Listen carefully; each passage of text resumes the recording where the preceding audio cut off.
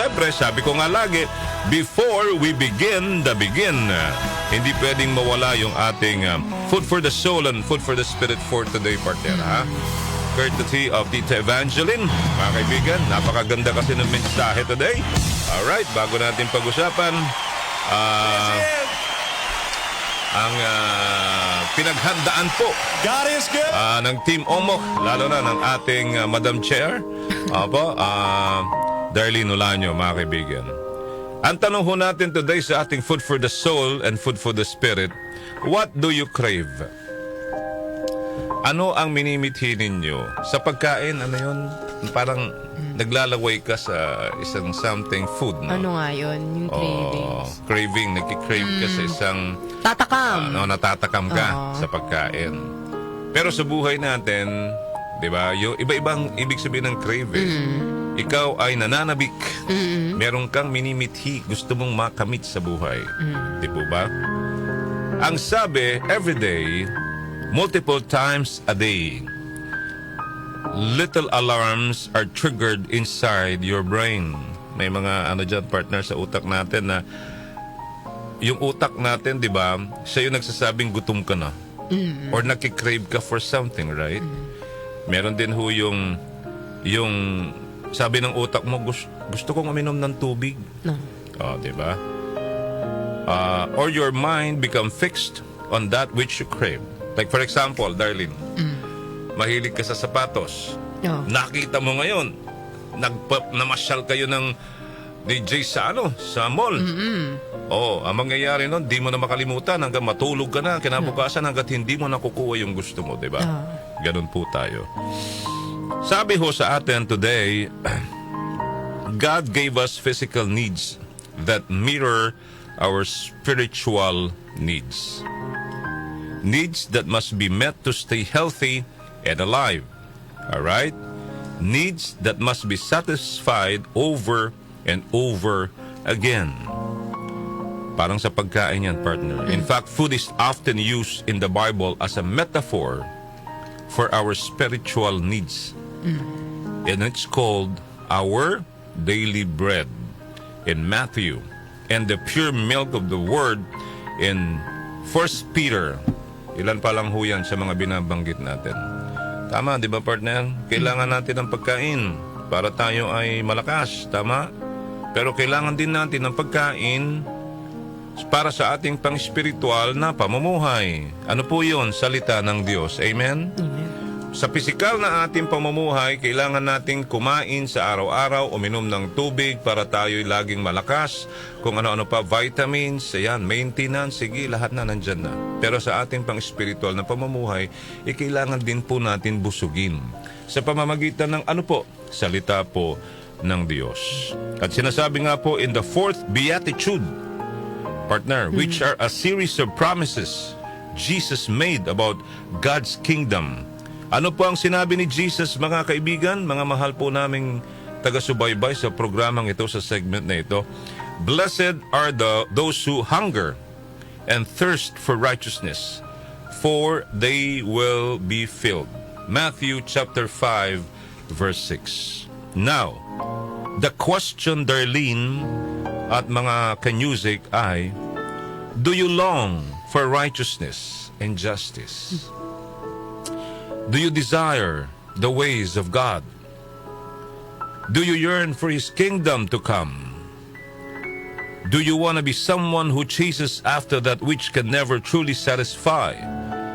Or someone who hungers and thirsts after God? In this upside-down kingdom where Jesus is Lord, the poor can be rich, the weak can be strong, and the empty can be filled. Reflection po natin today, Jesus Christ not only holds the keys, hindi lang niya hawak ang mga susi to what? Living water. But He is the bread of life.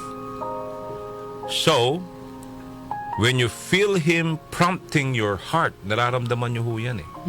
Diba?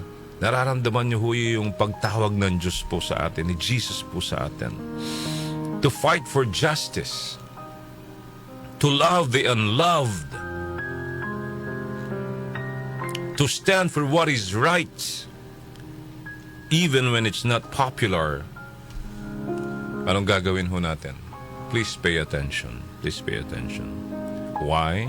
Because He stands ready to fill you with everything you need.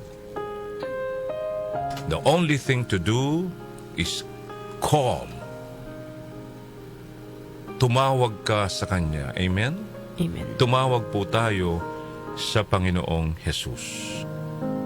Ulitin ko, hindi lang ho siya ang living water. Mga kaibigan, sa spiritual na pamumuhay po natin, even sa physical, emosyonal, nandiyan ang lahat. He is also the bread of life. Ulitin natin, huwag kang magsosolo, kapatid.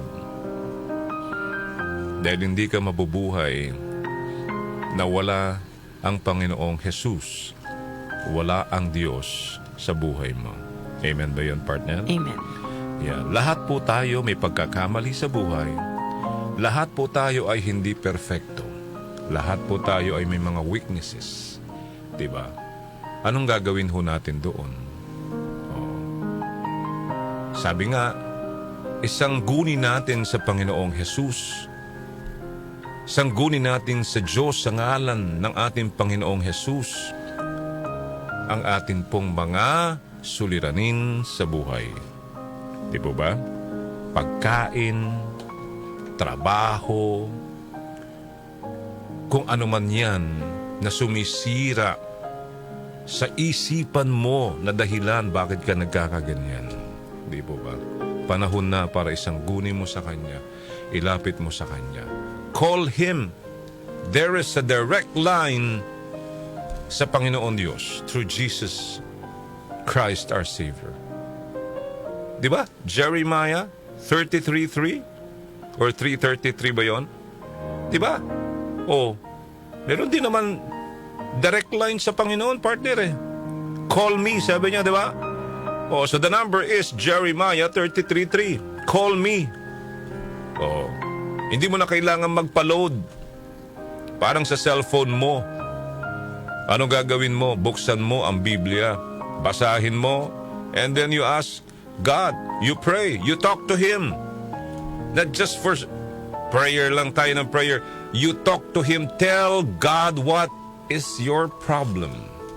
Ano ang kailangan mo. And also thank Him for the blessings because sabi ko nga, God is our oxygen. Without oxygen, we die. Amen? Meaning for the spiritual na pamumuhay natin, without God, wala. We are nothing. We are nothing. Hindi natin alam kung saan tayo darating, saan tayo pupunta pagdating ng panahon, pagkatapos ng biyahe natin, pagkatapos ng pagtutur natin bilang mga turista dito po sa mundong ibabaw na ito. Okay? Alright.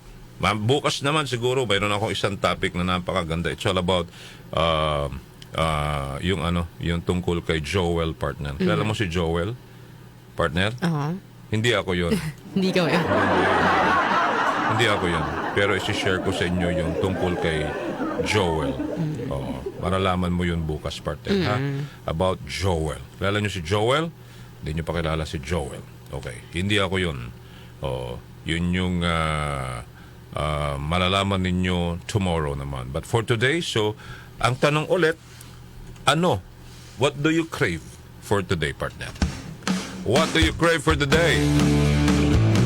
Anong minimithi ninyo? Anong hinahanap ninyo? Anong gusto ninyo ngayong araw na ito? Pang-pisikal lang ba? Emosyonal? Or kasama rin ho ang pang-espiritual? Amen to that. Sina Joel Grospe at Darlene Olaño, OMOK Alas sa 6:15 na po. 774